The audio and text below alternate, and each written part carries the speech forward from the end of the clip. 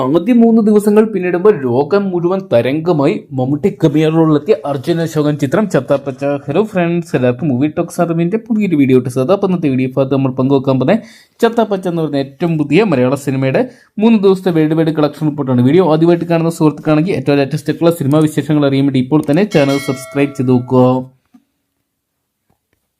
യുവതാരങ്ങളിൽ ശ്രദ്ധേയരായിട്ടുള്ള അർജുൻ അശോകൻ, റോഷൻ മാത്യു, വിശാഖ് നായർ, ഇർഷാൻ ഷൗക്കത്ത് തുടങ്ങിയ കേന്ദ്ര കഥാപാത്രമാക്കി നവാഗതനായ അദ്വൈത് നായർ അണിയിച്ചൊരുക്കിയ ചിത്രമായിരുന്നു ചത്താപ്പച്ച എന്ന് പറയുന്ന സിനിമ. മമ്മൂട്ടി കമിയർ റോളിലെത്തിയ ചിത്രം ബോക്സ് ഓഫീസിൽ വൻ വിജയമായിട്ട് മാറുന്ന കാഴ്ചയാണ് കാണാൻ സാധിക്കുന്നത്. എന്തൊക്കെയാണ് 2026 ആദ്യത്തെ ബ്ലോക്ക് ബസ്റ്റർ ഹിറ്റ് ചത്താപ്പച്ച ടീം ഉറപ്പിച്ചിരിക്കുകയാണ്.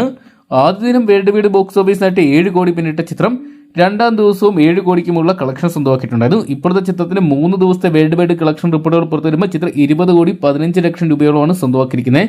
ഓരോ ദിനം ചിത്രത്തിന്റെ കളക്ഷൻ ഉയരുന്നൊരു കാഴ്ച തന്നെയാണ് കാണാൻ സാധിക്കുന്നത്. എന്തൊക്കെയാണ് ചിത്രം ബോക്സ് ഓഫീസിൽ വൻ തൂക്കിയടി തന്നെയാണ് നടത്തിക്കൊണ്ടിരിക്കുന്നത്. ഞായറാഴ്ച ദിവസമായിട്ടുള്ള ഇന്നും കേരള ബോക്സ് ഓഫീസിനെ പഞ്ഞിക്കിടാൻ ചത്താപ്പച്ച എന്ന് പറയുന്ന സിനിമയ്ക്ക് സാധിച്ചിട്ടുണ്ട്. ചിത്രം ഇന്നും കേരള ബോക്സ് ഓഫീസിന് ഏകദേശം 3 കോടിക്ക് മുകളിലുള്ള കളക്ഷൻ സ്വന്തമാക്കുമ്പോൾ വേൾഡ് വൈഡ് ബോക്സ് ഓഫീസിനായിട്ട് 7 മുതൽ 8 കോടി വരെ ചിത്രം സ്വന്തമാക്കുന്നതായിരിക്കും.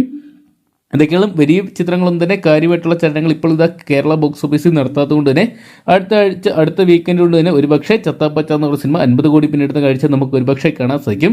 കാത്തിരിക്കാൻ ചിത്രത്തിന്റെ ഞായറാഴ്ച ദിവസമായിട്ടുള്ള ഇന്നത്തെ ഒഫീഷ്യൽ കളക്ഷൻ റിപ്പോർട്ടുകൾ അറിയാൻ വേണ്ടി.